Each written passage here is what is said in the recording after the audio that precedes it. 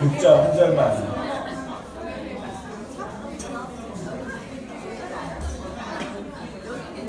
나중에 고린도후서 1장 1절에서 11절까지 다 읽으시면 좋은데 일단 우리가 한 절만 읽도록 하겠습니다. 고린도후서 1장 6절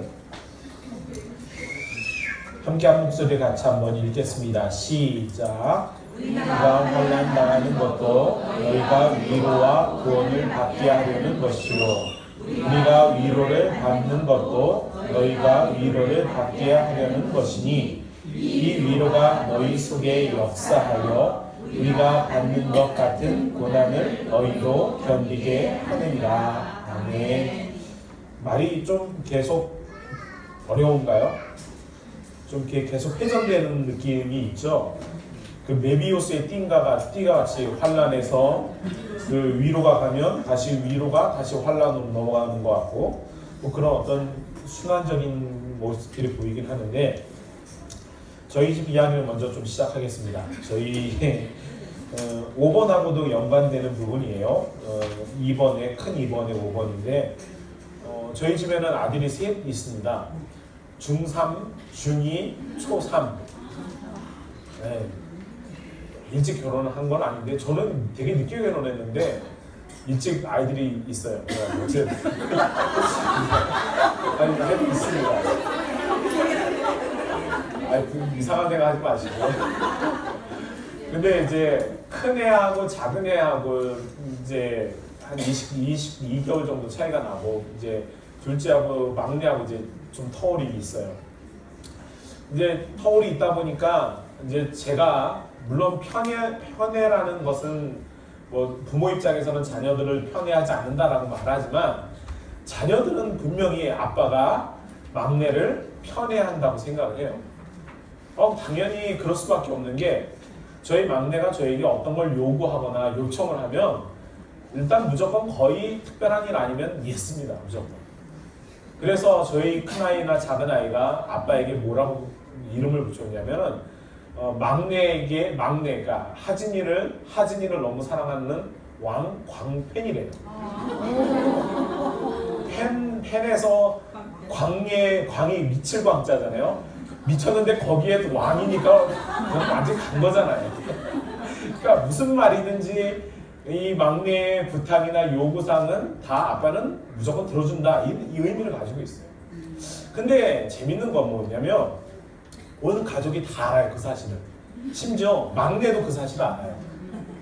그런데 한 가지 재밌는 현상이 있는데 막내가 저에게 무엇인가를 요구하고 싶을 때 머뭇거리는 경우가 있어요. 물론 자기가 생각할 땐 이게 형이나 혹은 가족들에게 동의를 얻어야 될 부분이긴 한데 이걸 얘기하면 분명히 형들은 싫어할 거고 또 여러 가지 조건들이나 환경이 자기에게 맞지 않을 거라는 생각, 그러니까 이게 응답이 될 건지 안 될 건지에 대한 확신은 좀 애매하지만 분명한 건 아빠에게 이야기하면 아빠는 분명히 들어줄 거라는 확신은 분명한데 문제는 그것을 알면서도 머뭇거릴 때가 있어요. 그리고 저도 이 아이가 무슨 얘기를 하고 싶어 하는 걸 알아요. 그리고 그것이 조금 어떻게 보면 그 가족 안에 룰이 있지만 그 룰을 좀 뛰어넘는 어떤 그 선을 뛰어넘으려고 할 때도 심지어는 저는 그 아이의 말을 들어줄 준비가 이미 다 돼 있어요. 근데 중요한 건 아이가 아빠에게 말하지 않고 머뭇거린다. 기도라는 게 뭘까요? 하나님은 우리에게 어떠한 자세냐면 광팬이에요. 심지어 말도 안 되는 요구사항을 우리가 요구할 때도 하나님은 이미 어떠한 마음이냐면 들어줄 만한 마음이 있는 거예요. 근데 머뭇거리는 아이가 있는 것처럼 우리도 하나님 앞에 머뭇거리는 경우가 있습니다. 여러분, 기도라는 건 불가능한 것을 놓고도 기도할 수 있어야 돼요. 아니, 어떻게 불가능한 걸 놓고 기도할 수 있습니까? 상식적으로 이해할 때 우리가 기도할 때 어떠한 선에서 기도하냐면 하나님 정도는 가능하겠지 하는 정도의 안에서 기도할 때가 참 많아요. 근데 그 이야기는 뭐냐면 그런 배경을 갖고 있으면 하나님은 이건 못할 거야 라는 것도 가지고 있는 거예요. 여호수아 장군이 아말렉과 전쟁을 할 때 기도해요. 하나님, 해와 달이 멈추기를 원합니다. 근데 그 놀라운 사건은 뭐냐면 그 여호수아에 읽다 보면 해와 달이 멈추는 사건이 아니라 그 다음 이야기예요. 그게 뭐냐면 사람의 기도를 들으신 것이 이 같은 날이 전에도 없었고 후에도 없었다라는 얘기를 해요. 그러니까 다시 말하면 해와 달을 멈추게 할 만한 기도를 아직까지는 여호수아 말고는 한 사람이 없다는 거예요. 하나님이 세상을 만드시고 세상을 주관하시는 분이 있어요. 그리고 우리가 아는 것처럼 하나님이 모든 것의 주인이세요. 그러면 여러분들은 지금 어떻게 기도해야 돼요? 어떻게 기도할 수 있어야 돼요? 하나님, 지금 날씨가 너무 더운데 이 떼약볕에 눈을 하나님 뿌려주시면 어떨까 하는 기도 해보실 수 있어요? 그런 기도 할 수 있어요? 미친놈이에요? 근데 기도라는 건 이 정말로 35도가 넘는 이 날에 하나님을 의지하는 사람이라면 눈이 올 수 있도록 기도할 수 있는 믿음이 있어요. 근데 이게 참 쉬운 일이 아니라는 거죠. 왜 제가 이야기하냐면 우리가 받는 여러 가지 세상 안의 고난과 고통 속에 우리를 지탱하게 하는 것 하나님의 위로라고 하잖아요. 저는 이 하나님의 위로가 무엇인가 참 여러 가지 많은 것들을 생각했어요. 근데 제가 경험했던 하나님의 위로는 무엇과 똑같냐면 제가 지금까지 맞닥뜨렸던 그 고난보다도 그 고난이 분명히 존재하긴 해요. 근데 그 고난의 모든 것들을 이 시간이 딱 지나면 잊게 하는 것이 하나님의 은혜예요. 어떤 철학자인지 모르겠는데 제가 어떤 강연을 들었는데 과거, 현재, 미래라고 하는 우리가 시간적 개념을 갖고 사는데 그분은 이제 이야기를 하시는 게 뭐냐면 현재라고 하는 이 시점이라는 것은 존재하지 않는다라고 얘기해요. 왜냐하면 지금 현재 얘기하지만 이 얘기하는 이 순간에 이미 무엇이 돼요? 과거가 돼요. 그리고 다가오는 미래도 어느 순간에 이렇게 우리 앞에 미래이지만 그것이 우리 앞에 지금 내 앞에 있는 시간이 나에게 다가오면 곧 현재가 되는 거죠. 그러니까 그분은 약간 어떻게 표현하냐면 과거와 미래만 있다라고 말하고 우리는 그 현재를 살긴 하지만 우리가 사는 것은 과거와 미래를 향해서 이렇게 살아간다라고 이야기합니다. 물론 뭐 현재 자체가 우리가 생각하는 이 현재라는 개념 물론 시간의 어떤 그런 개념의 차이이긴 하겠지만 저는 과거, 현재, 미래 그것 어느 시간도 분명한 것은 하나님께서 우리를 과거에도 위로해 주셨고 또 지금도 위로하시는 분이시고 또 앞으로도 위로해 주실 분이세요. 왜냐하면 하나님은 우리의 왕광팬이기 때문에 하나님은 우리를 너무 좋아하세요. 아니 어떻게 이런 하나님이 있을 수 있을까? 자기의 외아들을 맞바꾸면서까지 우리의 구원을 위해서 모든 걸 내어놓으신 분이 과연 그분이 정상적이겠습니까? 근데 오늘 성경에 보면 오늘 말씀 가운데 고린도서의 사도 바울이 이야기하기를 성도가 당하는 고난에 대해서 이야기해요. 이 땅에서 여러 가지 많은 고난에 대해서 이야기합니다. 그런데 사도 바울이 말하는 고난, 요게 성경에 보면 이런 표현이 있어요. 8절 한번 보실래요? 형제들아 우리가 아시아에서 당한 환난을 너희가 모르기를 원하지 아니하노니 아시아에서 지금 사도 바울이 복음을 전하다가 어려움을 당한 그런 고난을 이야기하고 있어요. 근데 거기에 뭐라고 하냐면 힘에 겹도록 심한 고난을 당하여라고 말합니다. 힘에 겨워서 이 사도 바울이 경험했던 고난은 어느 정도냐면 힘에 겹고 또 오늘 성경에 보면 어떻게 해요? 소망이 끊어질 정도의 그리고 사형 선고를 당하는 듯한 그러한 느낌의 고난을 경험했다라고 이야기합니다. 이러한 고난 속에서 사도 바울이 경험했던 게 뭐냐면 이러한 고난 속에서 사도 바울은 하나님이 나에게 위로해 주시는 분이라는 것을 고난 속에서 알게 됐어요. 평안 가운데서 안 게 아니라 고난 속에서 알았다라고 얘기해요. 그런데 이 결과가 어떻게 그렇게 되냐면 처음에는 고난 그 자체가 힘들었지만 고난이 크고 두려운 존재라고 생각했는데 어떻게 해요? 자신의 삶 안에서 하나님이 위로해 주시는 게 그 고난보다 더 커져가고 있다는 것을 경험하게 됩니다. 그래서 어떻게 해요? 하나님의 위로가 이 고난을 넘어서고 있는 것을 사도 바울이 경험하고 있는 겁니다.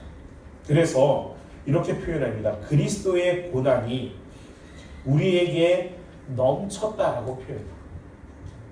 여러분, 이 넘친다라는 표현이 매우 중요한데 이 넘친다라는 건 주체할 수 없을 정도의 그 폭발력이 있어서 그것이 사방의 모든 것들을 다 잠식해버립니다. 이게 어떻게 표현하면 좋을까요? 혹시 영화를 보셨으면 이제 그런 영화들이 있는지 모르겠는데 그게 과학적으로 저는 잘 모르겠는데 어떤 불이 나잖아요. 불이 나는데 불이 난 이 불을 끌 수 있는 방법이 뭐냐면 더 큰 폭발력을 터뜨려 버려서 불을 소멸시켜버려요. 그게 가능한가요? 이게 저 과학적으로 잘 모르겠어요. 근데 그런 영화들을 제가 이렇게 유심히 보면 뭐냐면 어떠한 이렇게 불이 일어나는데 이 불을 끌 수 있는 방법이 뭐냐면 이거보다 더 큰 불을 그러니까 뭐 폭발을 시켜서인지 어떤지 모르겠는데 이걸 더 크게 해버리면 이게 이 불이 소멸되어 버린다. 저는 하나님의 위로가 뭐라고 생각하냐면 이 고난을 해결하기 위해서 하나님께서 더 큰 폭발력으로 그 고난을 잠식시켜버리는 거라고 생각해요. 그러니까 고난은 어떻게 보면 하나님의 위로의 도화선이라고 저는 말하고 싶습니다. 그러면 고난을 우리는 기뻐할 수 있는 거예요. 우리가 성경에서 항상 기뻐하라, 쉬지 말고 기도하라, 범사에 감사하라 이렇게 말하는 건 어떤 상황을 부정하라는 게 아니라 항상 기뻐할 수 있는 건 그 고난 속에서 하나님이 더 큰 폭발력으로 그 고난을 잠재우는 일을 우리에게 베풀어 주시기 때문에 기뻐할 수 있는 거예요. 그래서 고난 속에서 우리가 무엇하기를 원하냐면 기도하기를 원하십니다. 하나님의 폭발력이 나타나기를 소망하는 겁니다. 왜냐하면 하나님은 우리의 왕, 강, 팬이기 때문에. 근데 문제는 뭐예요? 아빠를 믿지 못하는 아이의 머뭇거림이 아빠는 알고 있는 거예요. 분명히 얘기하면 되는데 저희 집 막내가 저에게 요청하면 되는데 머뭇거려요. 그리고 어떻게 해요? 아이들은 눈치를 보죠. 내가 이걸 하면 근데 이걸 하면은 아빠가 나에게 이걸 해줄까? 그래서 우리가 선택하는 방법은 뭐예요? 아빠의 마음에 드는 행동을 하는 거예요. 무슨 말인지 아시겠어요? 그 행동을 통해서 아빠의 마음을 돌이킬 수 있다고 생각하는 거예요. 아이는. 근데 그렇지 않거든요. 아빠는 그런 행동을 하지 않아도 이미 다 준비가 되어 있어요. 그냥 말만 하면 되는데 머뭇거리는 거예요. 그리고 아빠가 그런 아이의 모습을 보면서 어떻게 해요? 바로 줘요? 저는 절대 안 줍니다. 말할 때까지 기다려요. 진짜 아빠를 믿는다면 말해줄 때까지 아빠는 기다릴 수밖에 없어요. 그게 저는 기도라고 생각해요. 여러분 혹시 머뭇거리고 눈치 보시지 않으세요? 내가 이런 일들을 하면 내가 새벽 기도에 나가면서 열심히 기도하면 하나님 들어주시겠지.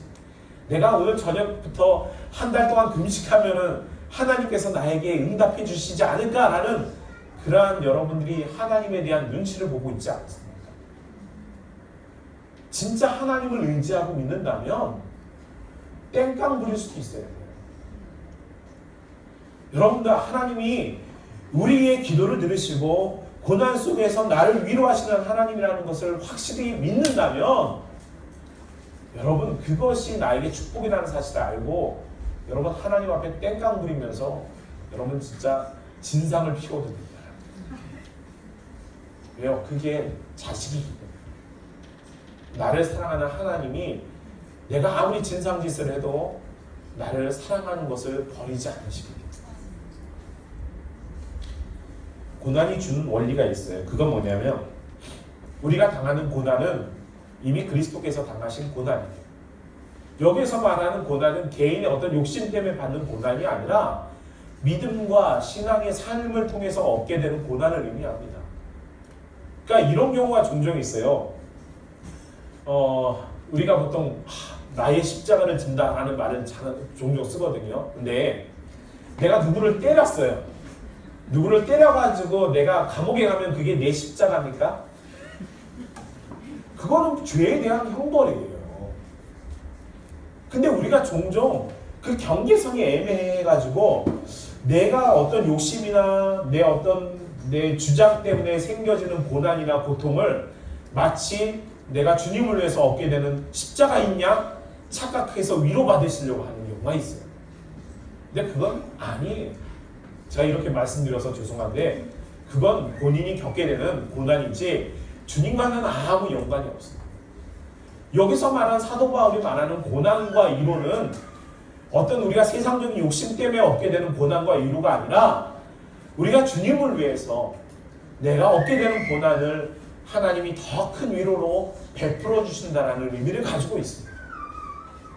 그러면 여러분들은 이 세상을 살아갈 때 세상 일 때문에 얻게 되는 고난 혹은 세상과 만나게 돼서 세상 사람들과 부딪히게 되는 고난 때문에 얻게 되는 고난은 주를 위한 고난이 아니라 내가 주님을 위해서 진짜로 그것이 주님이 나에게 주시는 고난으로 바꾸고자 한다면 여러분 그리스도의 사랑을 가지고 그들과 함께 하나가 되셔야 해요.